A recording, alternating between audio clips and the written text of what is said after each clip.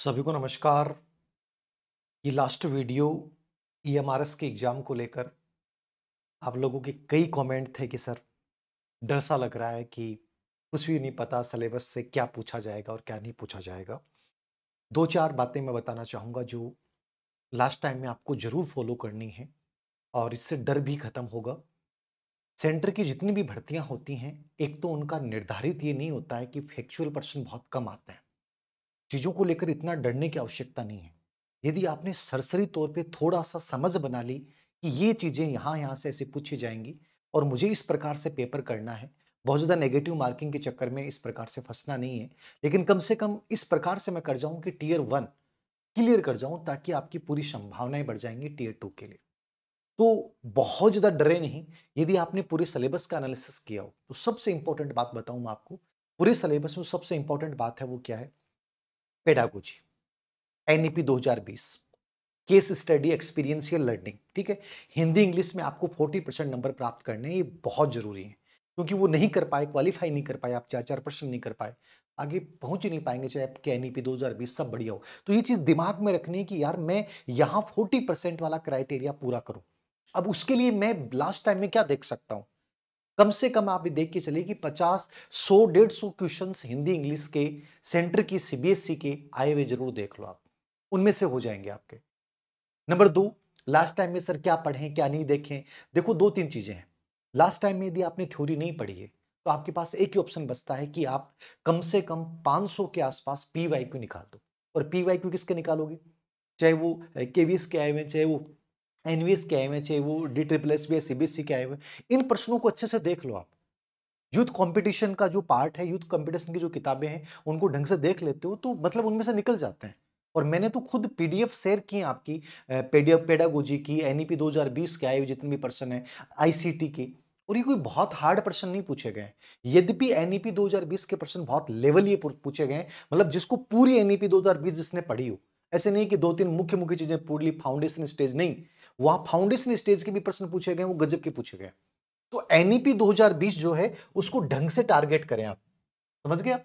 ढंग से टारगेट करें। ढंग से टारगेट का मतलब मैं कहना ही चाहता हूं कि मतलब उसको अच्छे से लेवल से पढ़ें। तो पहला टारगेट तो ये करें कि एनईपी 2020 के जो भी प्रश्न आए हैं या एनईपी 2020 को प्रश्न भी छोड़िए, एक बार अपनी आंखों की नजर से सरसरी तौर पे सब डाटा याद करके जाएं आप।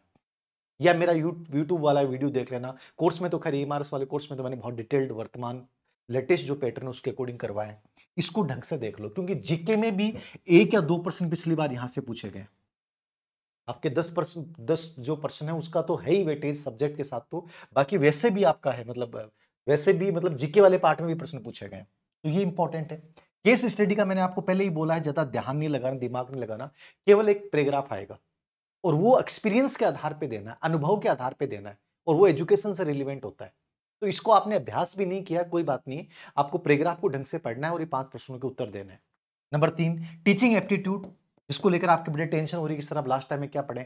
कोई बात नहीं है, 5-7 चीजों पे ध्यान दें। बीएस ब्लूम को ढंग से देख जाएं, पियाजे पढ़ जाएं, वाइगोत्स्की को हल्का सा देख सकते हैं, वाइगोत्स्की पे आए जरूरी नहीं है बट इन दोनों पे जरूर आएगा। ठीक है, शिक्षण के सिद्धांत, ठीक है, जो बहुत नॉर्मल है, तत्परता का, अंतःक्रिया का, फीडबैक का, मोटिवेशन का, ठीक है, वो एक्टिव का मतलब पुनर्बलन का, वो सब नॉर्मल सिद्धांत है। ठीक है, शिक्षण के सूत्र क्या होते हैं, शिक्षण के उद्देश्य क्या होते हैं, ठीक है, और सबसे इंपॉर्टेंट शिक्षण के स्तर, ये 100% देखना, जिसमें मेमोरी लेवल, अंडरस्टैंडिंग लेवल और थिंकिंग लेवल तीनों को ढंग से देख जाना। 100% यहां से प्रश्न आएगा, मतलब जो इंपॉर्टेंट चीजें देखना चाहते हो आप। निर्मितवाद, कंस्ट्रक्ट रचनावाद आप अच्छे से देख जाइए, लगभग ये प्रश्न देके जाता है। खोज विधि, समस्या समाधान विधि, ये हर ईएमआरएस में प्रश्न पूछा गया है, तो खोज और समस्या समाधान विधि और खेल विधि, इनको अच्छे से देख लीजिए। समावेशी शिक्षा का एक प्रश्न लगभग पूछा गया है, इंक्लूसिव एजुकेशन, और ये कोई बहुत हार्ड बिंदु नहीं है, मैंने जो नोट किया है। माइक्रो टीचिंग पे प्रश्न पूछा गया है, तो माइक्रो टीचिंग के हल्के से सोपान देख लो। एक अच्छा प्रभावी शिक्षण क्या होता है, अप्लाइड प्रश्न आएगा। टीचर की क्या भूमिका, अप्लाइड प्रश्न आएगा। वही वो आपको फैसिलिटेटर, मार्गदर्शक की भूमिका के रूप में याद करना है। टीचिंग के वेरिएबल्स क्या हो सकते हैं, एक अच्छे शिक्षण के उद्देश्य क्या हो सकते हैं, और सबसे इंपॉर्टेंट टॉपिक आकलन, असेसमेंट।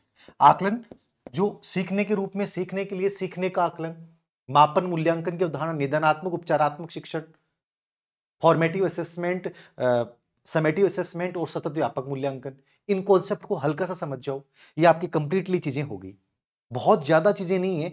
इकाई योजना और पाठ योजना को, हर्बट की पाठ योजना देख जाओ, इकाई योजना क्या होती है वो देख जाओ। वस्तुनिष्ठ प्रश्नों के प्रकार, निबंधात्मक प्रश्नों के प्रकार, ये हल्का सा देख लेना। किशोर अवस्था, जो स्पेशली ग्रेड फर्स्ट वाले बच्चे, 14 तारीख को जो पेपर है, और ये चीजें आपने देख ली तो टीचिंग एप्टीट्यूड प्लस एनईपी 2020 को ढंग से कवर कर लिया। अब आपको क्या करना है, जीके के अकॉर्डिंग सर क्या पढ़े। जीके में आप सब कुछ नहीं पढ़ना, कुछ भी नहीं पढ़ा। मान लीजिए कोई बच्चा कहता है सर मैं 10 दिन में क्या पढ़ सकता हूं, 100%। मैं हरियाणा का एग्जाम देने गया था जिससे मेरा सिलेक्शन भी हो गया था।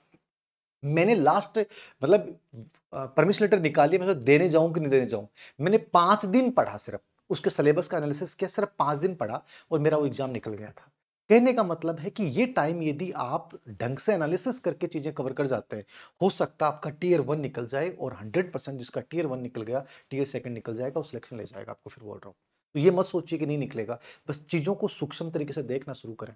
करंट पढ़ जाएं, खेल पढ़ जाओ, नई नियुक्ति पढ़ जाओ, ठीक है। कोई विशेष रिपोर्ट आई तो पढ़ जाओ, एसआईआर चर्चित है, चुनाव के रिजल्ट चर्चित हैं, करंट में चीजें देख ली, ठीक है। महत्वपूर्ण चीजें देख लो, सब कुछ नहीं देखना, खेल जरूर देख के जाओ। नंबर 2, उसके बाद चीजें पीआईबी साइट का यदि कोई कंटेंट आप देख सकते हो 2-1 महीने का, तो वहां से करंट पूछता है। लेकिन आपसे देखा जाए नहीं देखा जाए, जो भी आपके पास करंट कहीं से भी चीजें आई, मेन कम से कम पढ़ जाओ। कोई विशेष रिपोर्ट आई है इकोनॉमिक सर्वे की, वन स्थिति रिपोर्ट या कोई भी चीज ऐसी आई है, तो वो हल्का सा देख जाओ उसको। नंबर 2, जीके बाकी को चाहे छोड़ दो आप, क्योंकि जीके की कोई लिमिट नहीं है। हो सकता है आपका ऐसे ही जीके हो जाए, ठीक है। इसके अलावा आपकी शिक्षा संबंधित योजनाएं आती हैं सिलेबस में, तो पिछली बार आरटी 2009 के 2 प्रश्न आ गए थे। पीएम श्री विद्या दान वाली योजना है, पीएम श्री योजना है, ठीक है। आपकी ये उल्लास कार्यक्रम है, प्रधानमंत्री पोषण योजना है। इनसे ढंग से रिलेवेंट करके प्रश्न आरटी 2009 तो देखना है। ये 4-5 जो प्रमुख योजनाएं हैं जो केंद्र सरकार की हैं, वो ढंग से देख जाओ, इनके ऊपर प्रश्न पूछ सकता है, ठीक है। और रीजनिंग वाला पार्ट है, तो रीजनिंग वाले पार्ट में कम से कम, ज्यादा भी नहीं तो कम से कम 50 से क्वेश्चनों का अभ्यास कर लो। रीजनिंग हर बच्चे को आ सकती है, क्योंकि मेरे जैसे मैथ में कमजोर बच्चे को रीजनिंग आ सकती है, तो आपको भी आ सकती है। लेकिन इसके लिए प्रश्न निकालने पड़ेंगे। निष्कर्ष की बात यह है कि जब आपके पास 5 या 7 दिन बचता है और आपने कोई भी थ्योरी भी नहीं पढ़ी है, तो कोशिश ये करो कि ये जो जितनी भी चीजें हैं, इनसे रिलेवेंट 500 प्लस प्रश्न निकाल लो आप। 500 प्लस प्रश्न देख लो, उससे एक इमेज बन जाएगी। लगभग 100% तो टीचिंग एप्टीट्यूड के मैंने डाले हैं अपने कोर्स में।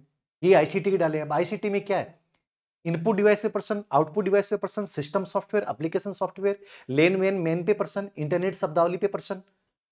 समझ रहे हो। अब जैसे कोई नया ऐप है, अब शिक्षा ये सारथी वाला जो ऐप है वो चर्चित है, ऐसे कोई प्रश्न पूछ लेगा। डिजिटल इंडिया भारतीय प्रश्न पूछ लेगा। तो आईसीटी के प्रश्न बहुत हार्ड नहीं पूछे गए, आप देखना इन्हीं पे प्रश्न पूछे गए। तो ये कोई बहुत ज्यादा बड़ा कंटेंट नहीं है, आप इसको देख सकते हो। कोई अप्लाइड प्रश्न आ गया तो छोड़ दो, लेकिन ये चीजें कवर कर सकते हो। ऐसा नहीं है कि इम्पॉसिबल है कि आप मैदान में जाने से पहले हार मान लो कि सर अब तो कुछ नहीं पढ़ा, अब क्या होगा। सब चीजें पॉसिबल है। एक बार शांति के साथ पूरे सिलेबस को लेके इसके पुराने पीवाईक्यू हल्के से निकाल लीजिए। मे भी हो सकता है ये मार्क्स तुम्हारा निकल जाए। इस एग्जाम को जाने मत देना, फिर कह रहा हूं, क्योंकि कॉन्फिडेंस बिल्ड करने के लिए हो सकता है तुम चाहे ज्वाइन मत करो, लेकिन इस एग्जाम को दो, अच्छे से दो। और जो चीजें मैंने बोली हैं, इन चीजों को अप्लाई करते हुए दो, ईएमआरएस आपका निकल जाएगा। 100% बोल रहा हूं। बस ये ध्यान में रखना कि हिंदी इंग्लिश में 40% वाले क्राइटेरिया को जरूर छुएं, बाकी विशेष चीजें कुछ नहीं है, ठीक है। टीचिंग एप्टीट्यूड का मैंने बता दिया है। एक मेगा टेस्ट आप लोगों का हम ले रहे हैं, इसको भी आप देख सकते हैं। मतलब आपको लगता है कि सर कि कैसे क्या प्रश्न आते हैं, तो उसको कंप्लीटली फॉलो किया है इसमें। इसमें लगभग टीचिंग एप्टीट्यूड वगैरह के, इनके सबके एनईपी 2020 के अच्छे लेवल के लगभग 50 से 60% हम इसमें डालेंगे, ठीक है। तो 50 से 60-70% इसके माध्यम से आपके तैयार हो जाएंगे, एक आइडिया लगेगा आपको कि क्या है। और सिर्फ 15 रुपए इसकी कीमत रखिए, ताकि एक आपको लगे भी कि सर एक टेस्ट दे लेते हैं। तो ये 5 तारीख को ये टेस्ट होगा। अवनी एजुकेशन ऐप डाउनलोड कर लें आप, अवनी एजुकेशन ऐप के ऊपर ये टेस्ट होगा। तो उसमें आप जाके इसको दे लेना, इससे आपको और आइडिया लग जाएगा कि सर टीचिंग एप्टीट्यूड से रिलेवेंट, एनईपी 2020 से रिलेवेंट क्या प्रश्न पूछे गए हैं, क्या पूछे जा सकते हैं। वो कंप्लीटली हमने ओल्ड पीवाईक्यू बेस पे इस टेस्ट को, मेगा टेस्ट को तैयार किया। तो ये 5 तारीख को शाम को 8 बजे ये टेस्ट दे सकते हैं अवनी एजुकेशन ऐप पे। और बाकी कोई सवाल हो तो कमेंट बॉक्स में लिख दीजिएगा। 100% पॉजिटिव वे में एग्जाम दे के आना, हो जाएगा। Thank you.